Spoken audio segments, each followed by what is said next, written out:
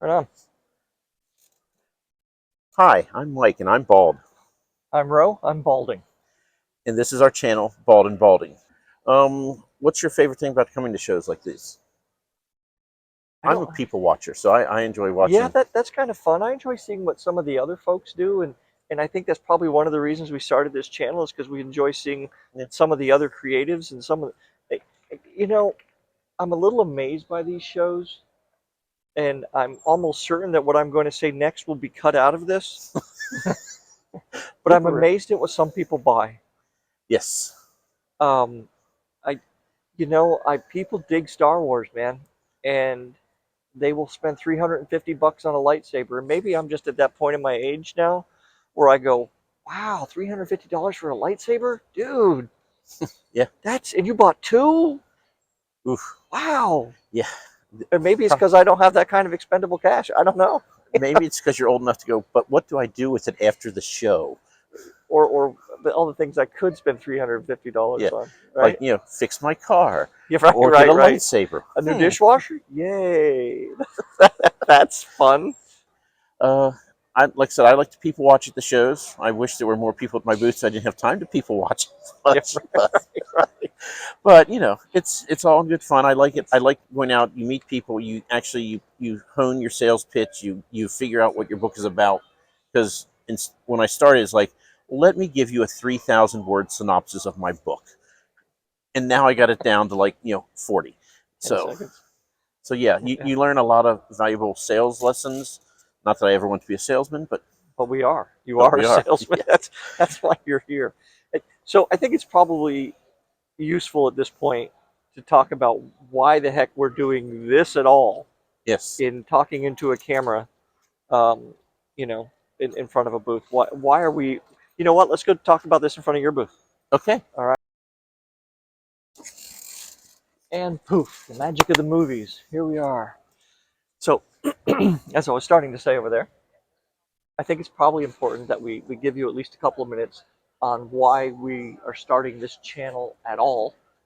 The name should be fairly obvious. That's no, we're both of an age where these kind of things happen. We're mature. Yeah.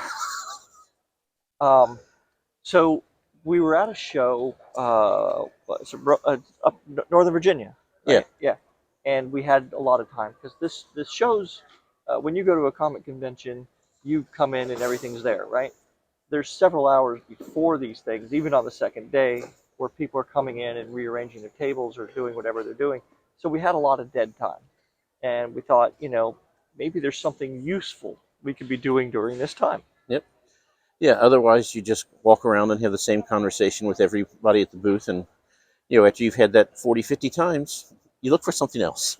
Yeah, there's a lot of dead air at these. So we said, what could we do that would be not only kind of entertaining and fun for us to do, but also maybe useful for other people. We thought, if we go around and talk to creators, right? There's two distinct groups of people on the floor at a con, right? You have vendors and you have artist alley, and we are concerned with the artist alley portion of it. People who create something.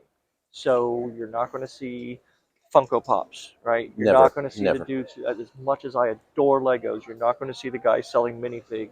We may have Uh, Funko Pops exploding if the channel takes off and we can afford to buy them and then detonate them. But Right, right. otherwise, So, and I think, as part of this, so you'll get to meet some creators, you'll get to see what things they do, maybe get a little in depth with some of them on their creative process, as time goes on and we get a little bit more used to this setup.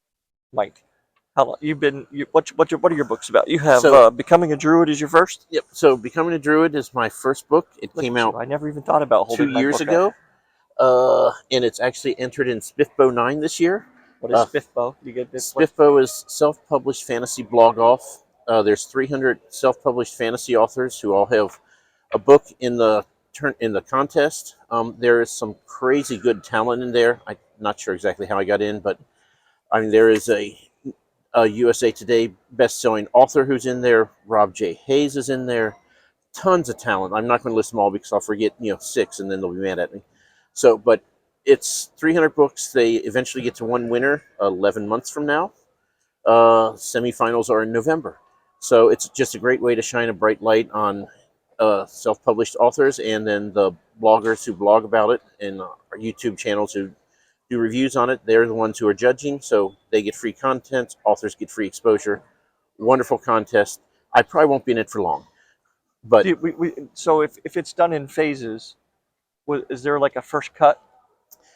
so each blog has their own rules on how they do it, and each ultimately they each submit one book that goes to the finals.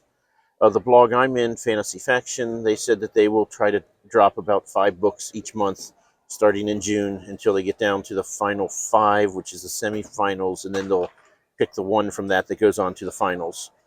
So as we're not starting this channel until June, and it's May 21st right now, you could be out before we even let people know you're in. Thanks. Yeah, Thanks for that. I'm here. I'm here to support you, man.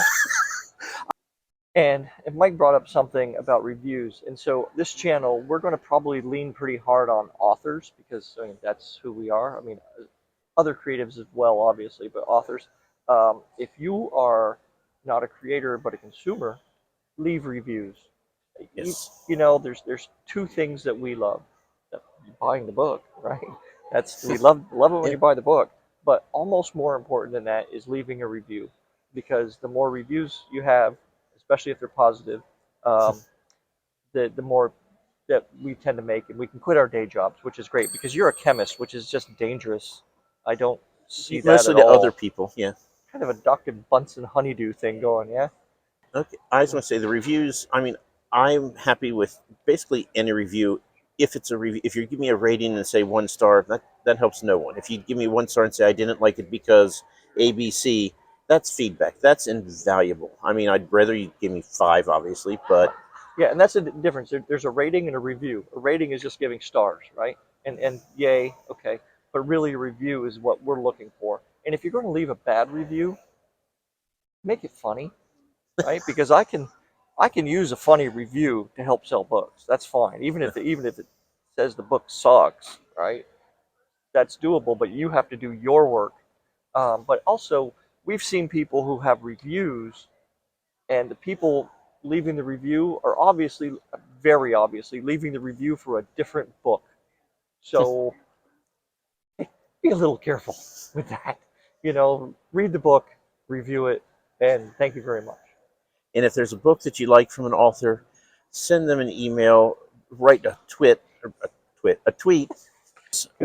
You are really on an island when you write, and any feedback you get is always appreciated. Like, even if it's negative, hey, you had a typo on page 247, fine, I will fix it that night, and the next time I upload a new copy to my book, it'll be anything you get, because you're doing this alone, and any feedback you get. So if you like a book, tell the author. Anybody you find at a Comic Con like this, Oh, yeah, we'll answer your email. Yeah, yeah. even the really weird emails. Actually, those are kind of fun. So yeah, Yeah, I try to just answer once. I don't want to stalk people. Hey, you showed interest in me. Let's talk again. I try not to do that. you want to go talk to somebody else rather Uh, than just us? yeah, let's do that. All right, They're probably more interesting. I am. Okay, hey Andrew, thanks for taking some time with us. Appreciate it. And just tell us a little bit about yourself and what it is you do. Sure. Yeah, my name's Andrew Leitzer. I'm an artist, writer, comic creator, painter from Bel Air, Maryland. Probably my main passion is creating comic books, telling stories through like graphic novels. I do have a day job. I do graphic design during the day. So, Okay. How long have you been doing art? seriously, only actually about 5 years. But I mean, kind of all my life, just kind of intermittently. So tell us about your comic book. My most recent series I'm working on it's a horror series. I describe it as a supernatural slasher with mystery elements. It's called Barkface. What are some of your artistic inspirations? That's a tough question. I grew up, reading comic books and watching anime, so I would say that has been a big inspiration. Yeah, I don't know if I could pinpoint like a specific artist or genre or something. I just kind of draw my inspiration from everything, from life, from outdoors. I like painting in person, so Yeah, I mean, looking at your booth, it looks like you got quite. I mean, you got some Star Wars stuff, you got some Marvel stuff, you have some things that look like it's probably your own fever dream kind of stuff. You also have a children's book. Yeah, I've done one children's book so far. Bob's Big Day at the Beach. It's features a worm as the main character. His name is Bob, and he kind of has a rough day, but learns a valuable lesson like at the end and makes a new friend. And it's just a fun kind of one-off. And I'm working on another children's book right now. But yeah, I just kind of enjoy exploring different formats and different medias. How did you come across a worm as your main character? That's either a very bold choice, or you Yeah, know, it's an interesting choice. Let's say it, that. it gets a lot of attention. A lot of people like laugh and chuckle, I guess. And I'm not. I think that I'm assuming maybe they think the story's going to have a tragic ending, maybe within being at the beach, I guess. But so I do have to assure a lot of people that as a children's book, of course, it has a happy ending. But I'm not sure how the idea came to me. Just was sketching out ideas and came up with the idea of a worm that wanted to take a trip to the beach one day, and ran into some adversity and had to kind of work his way through and learn to deal with the issues that arose. And where did you say you were from? I'm from Folsom, yeah, Folsom, Maryland. Right. Yeah, I said Bel Air, the close. Have you done Just moved. Tidewater before? My first time here. Yep, Okay. had a great time yesterday, so looking forward to today as well. Good. Do you do a lot of shows? I'm kind of new at this. Yeah, this is maybe my third year doing like big conventions. So yeah, And what do you find most enjoyable about it? just engaging with customers, talking about my creations, but engaging with other creators too, and meeting other people that are creating their own worlds too. Is fascinating and inspiring. So if someone wanted to find Bob's Big Day at the Beach or Yeah. Barkface or any of your other stuff, how can they Yeah, find you? I have an Etsy store. Andrew Leitzer Art is the name of the shop. You can look me up on Etsy. This is also on Amazon. You can order this on Amazon. I think you can read it on the Kindle too. I think there's like a digital version as well. So yeah, Did you have a website? I do. AndrewLeitzerArt.com. Okay. All right. Thank you, Cool. Andrew. Yeah, Appreciate it. thank you so much. Yeah, appreciate it.